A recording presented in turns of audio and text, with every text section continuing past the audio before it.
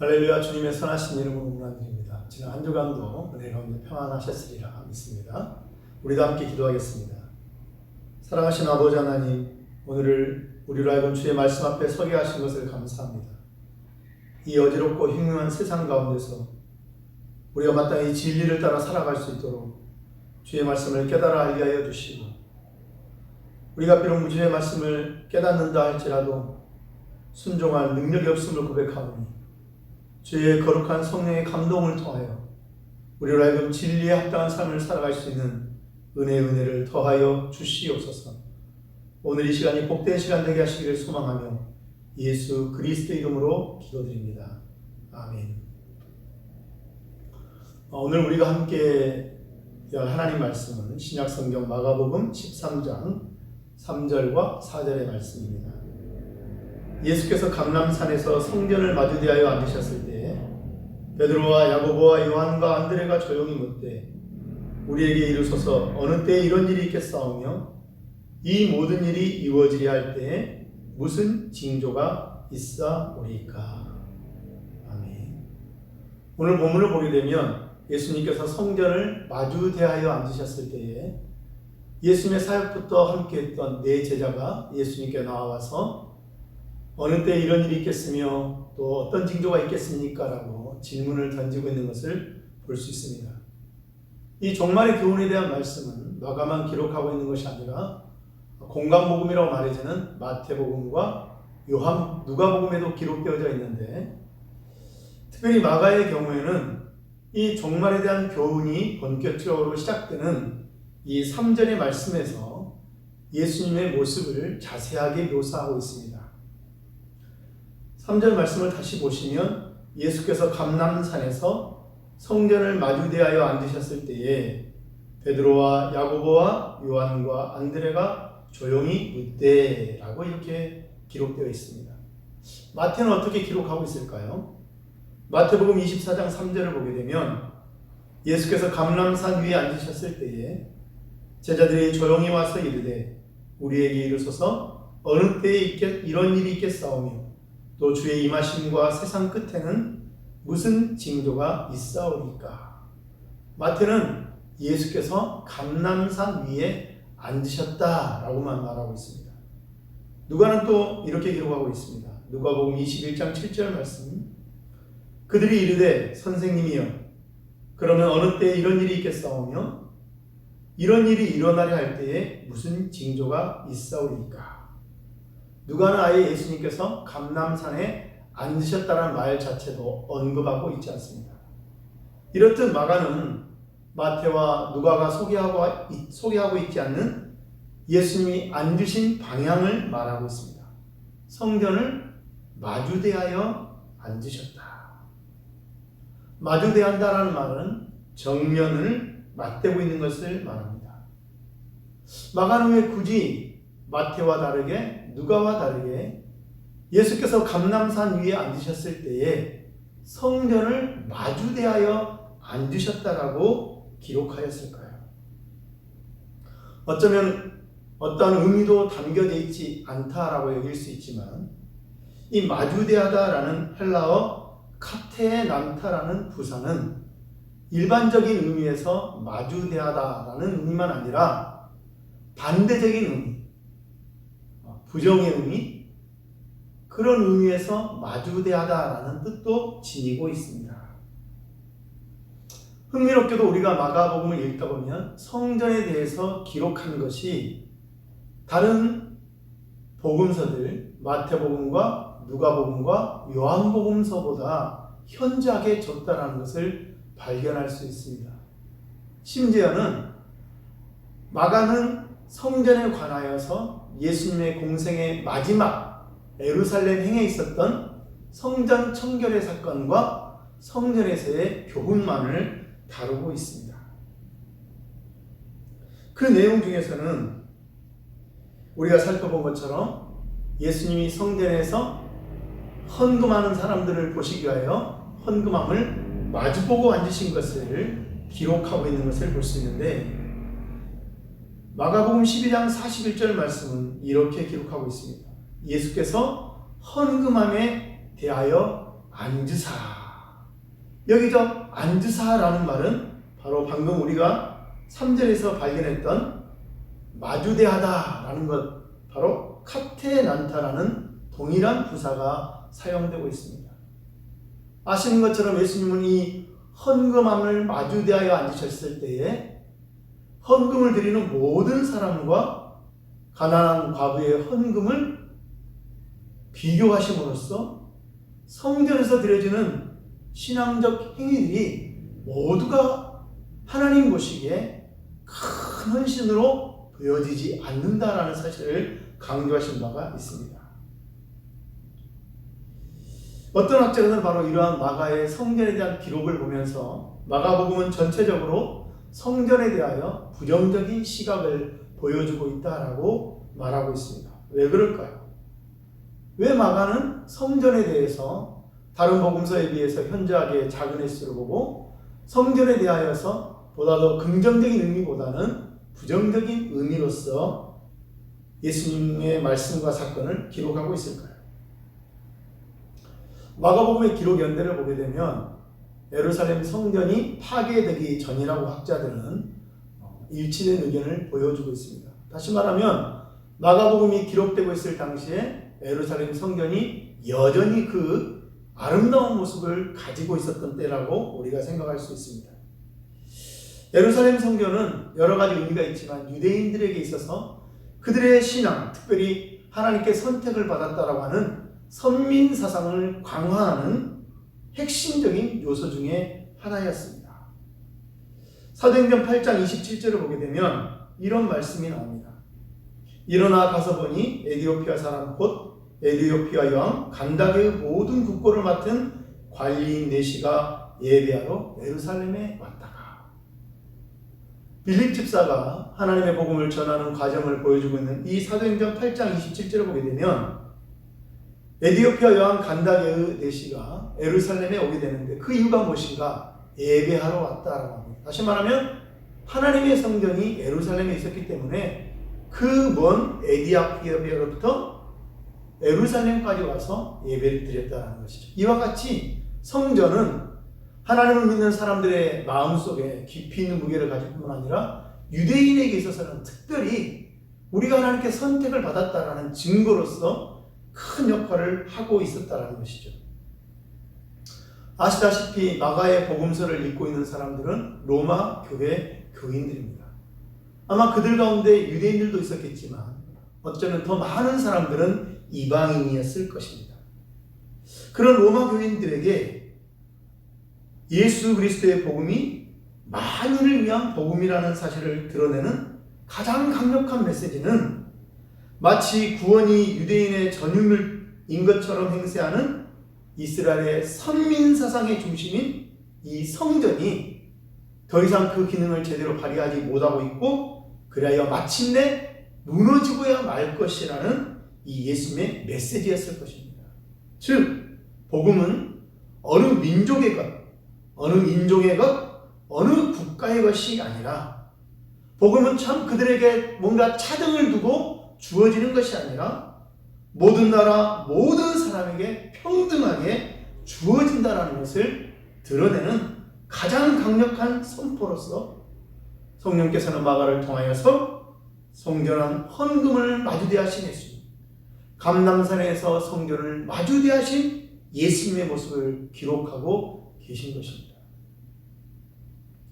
1907년 평양 대부흥의 역사가 우리나라의 교회 역사는 매우 자랑스러운 역사로 자리매김하고 있는데, 이 1907년의 평양 대부흥의 시초는 1903년에 있었던 원산에서의 선교사들의 기도회를 통하여 시작된 것이었습니다.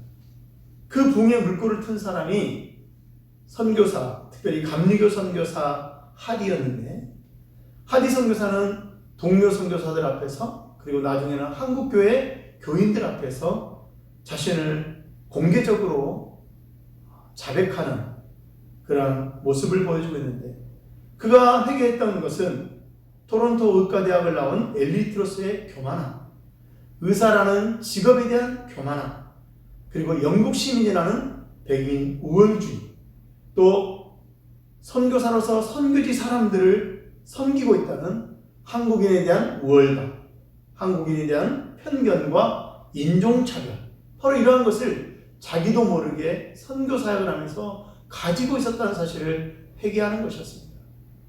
부흥의 대역사는 바로 이러한 사실을 깨달은 회개를 통하여서 드러났다는 것이죠. 하나님의 은혜를 흘러보내야 될 선교사로서 그의 사역에 부흥을 가져오지 못하겠던 원인이 무엇이었는가? 바로 일종의 선민의식이었다는 것입니다.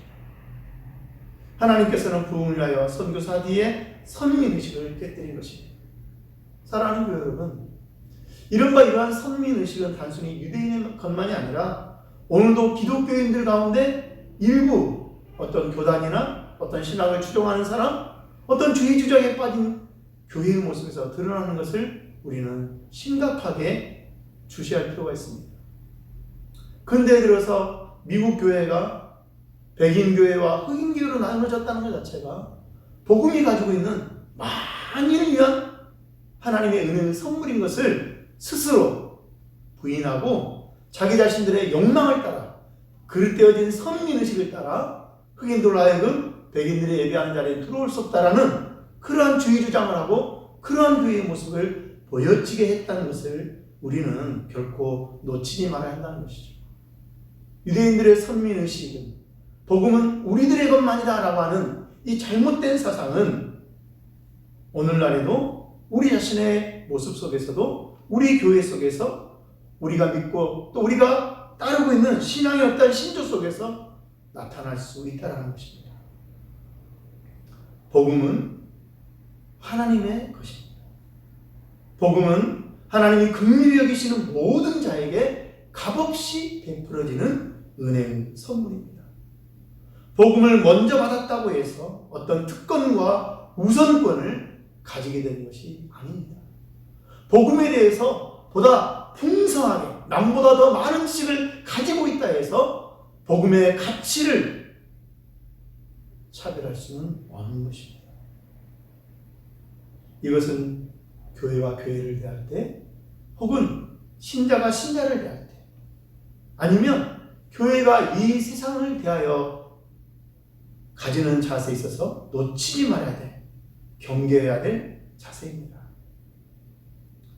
우리는 나은 것이 없는 사람들입니다.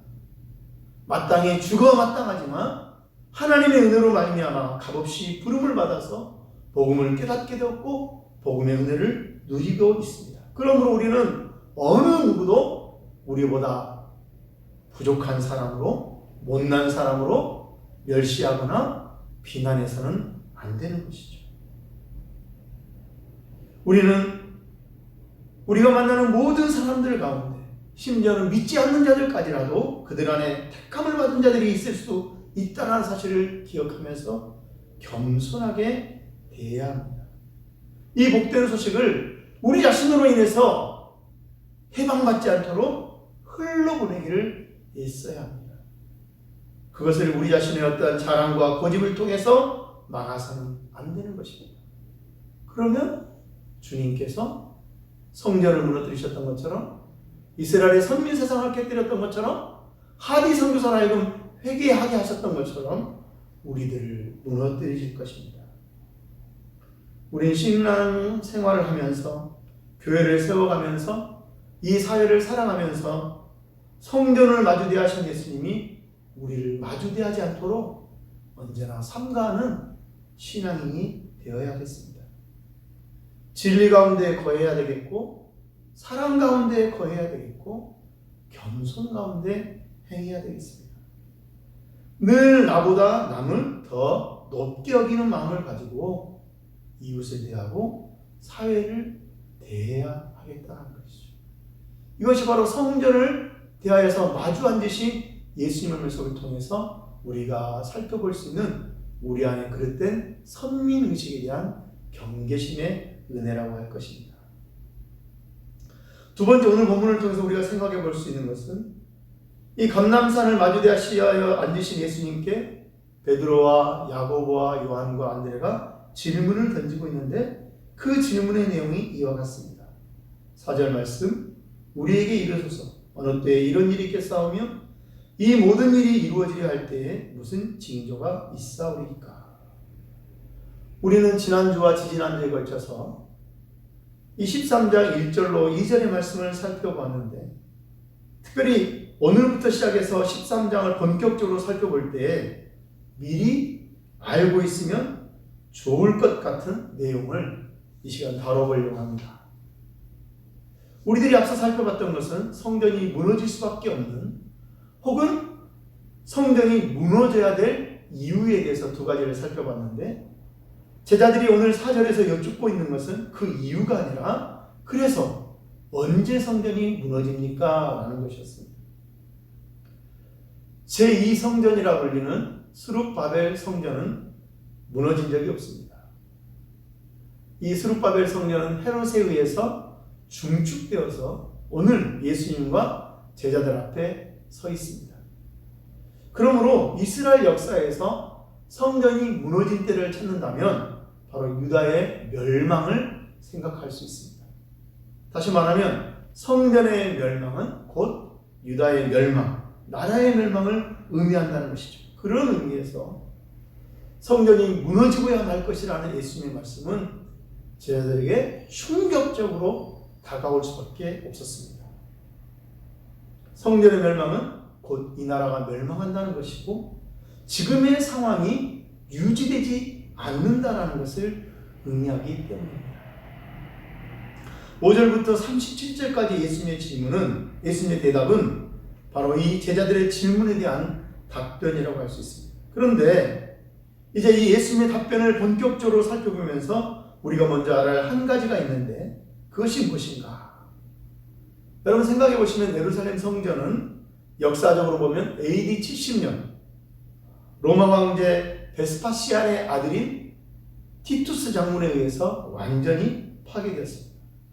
예수님의 말씀처럼 돌 위에 돌 하나도 남기지 않고 성소가 무너져 내렸습니다. 그렇다면 예수님이 13장 전체를 통하여 말씀하고 계시는 내용은 무엇인가? 성전이 AD 70년에 무너졌으니 이 말씀은 AD 70년 이전에 일어날 일들을 말씀하고 계시는 것인가? 그런데 13장 전체를 보게 되면 예수님의 말씀은 결코 이스라엘에게만 해당하는 것도 아니요 또 그 시대에만 해당하지 않는다는 것을 발견하게 됩니다. 9절부터 10절을 보시게 되면 예수님이 이렇게 말씀하십니다. 너희는 스스로 조심하라. 사람들이 너희를 공회에 넘겨주겠고 너희를 회당에서 매질하겠으며 나로 말미암아 너희가 권력자들과 임금들 앞에 서리니 이는 그들에게 증거가 되려 하며 또 복음이 먼저 만국에 전파되어야 할 것이니라. 예수님 말씀하십니다. 너희들이 공회와 회당에서만 어려움을 당하는 것이 아니라 권력자들과 임금들 앞에 서게 될 것이다. 더 나아가서 복음이 만국에 전파되어야 할 것이다. 우리가 알고 있는 것처럼 예수님의 복음은 여전히 아직도 만국에 전파되지 않고 있습니다. 그런데 예수님은 이 일들이 일어나기 위해서는 먼저 복음이 만국에 전파되어야 한다고 말씀하십니다. 그렇기 때문에 우리가 이 13장의 말씀을 어떻게 이해하는 것이 중요한가? 이것을 어떻게 해석해야 되는가라는 것을 생각하는 것은 13장에 나와 있는 내용들을 우리가 받아들이는데 매우 중요한 의미를 가지고 있다는 것이죠. 예수님의 말씀만 아니라 성경에 기록된 예언을 바르게 해석하기 위해서 우리가 알아야 될 한 가지 사실은 성경이, 특별히 성경의 예언이 가지고 있는 성경 계시의 복합성이라는 것입니다. 성경 계시의 복합성. 다시 말하면 성경의 예언은 한 가지 관점만 가지고 있는 것이 아니라 복합적인 관점을 가지고 우리에게 주어진다는 것이죠. 성경의 예언은 가까운 미래에 발생할 사건을 바라보게 하면서도 동시에 먼 미래 혹은 궁극적인 종말에 이루어질 사건들을 바라보게 하는 역할을 합니다. 이것을 우리는 다른 말로 하면 다중적 관점이라고 말하는데 가운데 성경은 이런 관점을 통해서 예언을 듣고 있는 1차 대상인 당사자들과 나중에 듣고 보게 될 2차 대상자들 모두에게 하나님의 구원의 메시지를 전하고 있는 것입니다. 예를 들어보도록 하겠는데, 아마도 예전에도 제가 한 번 더 이 말씀을 한 적이 있는데 기억을 되살려 보시면 좋겠습니다. 이사야서 7장을 보게 되면 유다가 당면하고 있는 어려움을 우리가 볼 수 있는데, 아람과 북이스라엘의 연합군이 유다를 침공했습니다. 이 침공으로 말미암아 왕과 백성들이 두려움에 떨고 있을 때 하나님은 이사야 선지자를 통하여서 아람 왕과 북이스라엘 왕을 두려워할 필요가 없다라고 말씀하십니다. 그러나 이런 하나님 말씀에도 불구하고 유다의 왕 아하스는 하나님의 구원을 믿지 못하는 불신앙을 가지고 있었습니다. 근데 더 문제는 자신의 이러한 불신앙을 고백하면서 믿음 없음을 하나님께 구하는 가운데 더 큰 믿음을 달라고 간구하는 것이 아니라 자신의 불신앙을 숨기는데 급급했다는 것이죠. 하나님은 바로 이러한 아하스에게 친히 징조를 보이셔서 하나님이 반드시 유다를 구원하시고야 말 것을 보여주시겠다라고 하시면서 징조를 하나 그들에게 보이십니다. 그게 뭐냐? 바로 14절부터 16절, 이사야서 7장 14절부터 16절에 말씀인데, 그러므로 주께서 한 징조를 너희에게 주실 것이라. 보라, 처녀가 잉태하여 아들을 낳을 것이요 그의 이름을 임마누엘이라 하리라. 그가 악을 버리며 선을 택할 줄 알 때가 되면 엉긴 젖과 꿀을 먹을 것이라. 대저 이 아이가 악을 버리며 선을 택할 줄 알기 전에 내가 미워하는 두 왕의 땅이 황폐하게 되리라. 하나님이 유다 땅에 징조를 주시는데 그 징조는 처녀가 잉태하여 아들을 낳는 것입니다. 그리고 하나님은 이 아들의 이름을 임마누엘이라 할 것이다 라고 말씀하십니다. 하나님 말씀하시기를 이 아이가 장성하기 전에 유다를 괴롭히고 있는 아람과 북이스라엘을 징계하실 것이다 라고 말씀하십니다. 아람과 북이스라엘의 연합군의 침공이 BC 734년에 이루어졌는데 12년이 흐른 BC 722년에 하나님의 말씀처럼 북이스라엘은 아수르에 의해서 멸망을 당함으로써 이스라엘을 통하여 주신 임마누엘의 징조가 성취되는 것을 역사적으로 보여주고 있습니다. 그런데 흥미로운 것은 여기서 끝나는 것이 아니라 700년이 흐른 후에 예수님께서 이 땅에 오신 그날 바로 이 이사야의 예언이 마침내 성취되었다라고 말씀하고 있다는 것입니다. 마태복음 1장 18절로 23절은 이렇게 말하고 있습니다. 예수 그리스도의 나심은 이러하니라. 그의 어머니 마리아가 요셉과 약혼하고 동거하기 전에 성령으로 잉태된 것이 나타났더니 그의 남편 요셉은 의로운 사람이라. 그를 드러내지 아니하고 가만히 끊고자 하여 이 일을 생각할 때 주의 사자가 현몽하여 이르되, 다윗의 자손 요셉아, 내 아내 마리아 데려오기를 무서워하지 말라.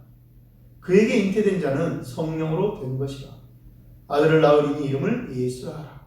이는 그가 자기 백성을 그들의 죄에서 구원할 자이심이라 하니라. 이 모든 일이 된 것은 주께서 선지자로 하신 말씀을 이루려 하시니 이르시되, 보라, 처녀가 잉태하여 아들을 낳을 것이요 그의 이름은 임마누엘이라 하리라 하셨으니 이를 번역한즉 하나님이 우리와 함께 계시다 함이라. 아멘. 임마누엘에 대한 예언의 말씀이 아하스의 시대의 사람들 그들 가운데 이루어졌을 뿐만 아니라 이 예언 속에는 이 땅에 오실 구세주를 통해 성취될 일이 담겨져 있다는 것을 우리는 볼 수 있습니다. 바로 이와 같이 성경 계시의 복합성이라는 것, 다중적 관점이라는 것이 바로 우리가 이제 살펴보게 될 마가복음 13장에 나와 있는 마지막 때의 징조에 대해서 다루시는 말씀 속에도 담겨져 있습니다. 마가복음 13장을 통해 주시는 예수님의 말씀은 분명히 한편으로는 곧 다가오게 될 성전의 파괴를 바라보시지만 또 한편으로는 세상의 마지막 날에 이루어질 일로서의 성전의 파괴를 바라보고 계신다는 것을 우리가 염두에 두고 이 말씀을 대할 때 제 아들이 예수님께 우리에게 이르소서 어느 때에 이런 일이 있겠사오니 이 모든 일이 이루어지려 할 때에는 무슨 징조가 있사오리까? 라는 이 질문에 대한 예수님의 대답을 통해서 예수님의 말씀이 제자들에게만 유용한 것이 아니라 오늘 이 말씀을 대하고 있는 우리들에게도 유용하다라는 것을, 그 믿음을 받은 하나님의 백성 모두에게 오늘 마가복음 13장의 말씀이 중요한 하나님의 계시를 담고 있다는 것을 발견할 수 있다는 것이죠. 우리는 반드시 기억할 필요가 있습니다. 성경은 결코 어떤 한 세대의 사람들만을 위하여 준 것이 아니고 그렇기 때문에 구시대의 유물에 지나지 않는 것이 아닙니다. 오늘날 어떤 사람들은 성경은 지나간 시대의 것이라고 말을 합니다. 이제는 더 이상 필요가 없다거나 혹은 오늘날의 관점에서 새롭게 그 성경의 의미를 이해해야 된다라고 말합니다. 어떤 사람 말하기를 성경을 단순히 인격의 도야를 위하여서 훌륭한 책으로 말합니다. 어떤 사람은 삶의 처세를 위한 교훈을 얻게 하여서 성경을 봅니다. 그러나 성경은 그러한 용도에 머무르는 것이 아닙니다. 모든 시대, 모든 사람들을 위한 하나님의 구원의 계획을 담고 있습니다. 이 사실을 우리에게 적용해 본다면 이 어려운 시대에, 이 환난의 시대에, 이 혼란의 시대에 우리가 어떻게 생각하고 어떻게 행동하고 어떻게 마음의 소망을 품어야 할지를 가르쳐주는 진리의 말씀이 오늘 바로 하나님의 말씀인 성경이라는 것을 우리는 기억해야 된다는 것이죠. 요즘처럼 고민이 많을 때, 생각이 많을 때 어떻게 명쾌한 대답을 얻을 수 있는가? 우리의 마음을 바로잡을 수 있는가? 바로 하나님의 말씀을 대함으로 가능하다는 것입니다. 하나님은 오늘도 이 시대 속에서, 나의 삶 속에서, 나의 역사 속에서 하나님의 구원을 이루고 계시며 이 구원을 이해하고 순종하고 경험하도록 하나님의 말씀을 통하여 우리에게 다가오고 계십니다. 그런 의미에서 하나님의 말씀은 하나님이 베푸시는 구원의 여정에 하나님과 동행하기 위한 등불이요 빛이라고 할 수 있습니다. 마가복음 13장을 본격적으로 살펴보기 전에 이렇듯 이 두 가지 사실을 생각하면서 말씀을 맺도록 합니다. 사랑하는 교회 여러분, 우리는 우리 자신을 결코 의지해서는 안 됩니다. 특별히 복음 안에서 우리가 어느 누구보다, 심지어는 아직 복음을 받지 못한 사람들보다 더 지혜롭거나 더 특별한 능력을 가지고 있다라고 여겨서는 안 될 것입니다. 복음은 나를 위한 것만 아니라 우리 모든 교회를 위한 것이요 이 세상의 모든 사람을 위한 것입니다. 먼저 복음을 받은 우리는 이러한 사실을 깨닫고 더 겸손하게 우리 사랑하는 가족들과 이웃들과 사회를 섬길 필요가 있습니다. 무엇보다도 이 복음이 담긴 하나님의 말씀은 결코 지난 세대의 유물이 아니라 바로 우리 자신으로 하여금 복음 안에 깃든 하나님의 은혜를 누리도록 가르치시는 하나님의 진리가 담긴 복된 말씀입니다. 부디 한 주를 살아가면서 예전에도 그랬지만 더욱더 이 하나님의 말씀을 사랑하고 하나님의 말씀을 가까이 하고 하나님이 우리에게 주시는 위로와 교훈을 발견하고 경험하고 그래야 해서 하나님을 알지 못하는 사람이 가지는 복된 하나님의 은혜로 말미암은 평강과 능력이 저와 여러분의 것 되기를 간절히 축원합니다. 기도하겠습니다. 사랑하신 아버지 하나님, 우리의 어리석음이 틈만 나면 그 옛날 하나님의 은혜를 회방했던 이스라엘 사람처럼 우리를 교만하게 하고 거만하게 하고 사람을 차별하게 하는 그런 못돼 먹은 마음과 행동으로 나타날 수 있다는 사실을 경계하게 하여 주시옵소서. 주님이 무너뜨리신 것을 다시 세우려는 듯 우리 자신을 더 높이지 않게 하시고 그릇된 선민의식에 빠지지 않게 하셔서 주님이 뜻하신 것처럼 우리 가족을 섬기고 이웃을 섬기고 나라와 민족을 섬겨서 모든 사람들로 하여금 예수 그리스도 안에서 베풀어지는 복음의 크신 은혜에 감격할 수 있도록 우리가 그렇게 섬기게 하여 주시기를 소망합니다.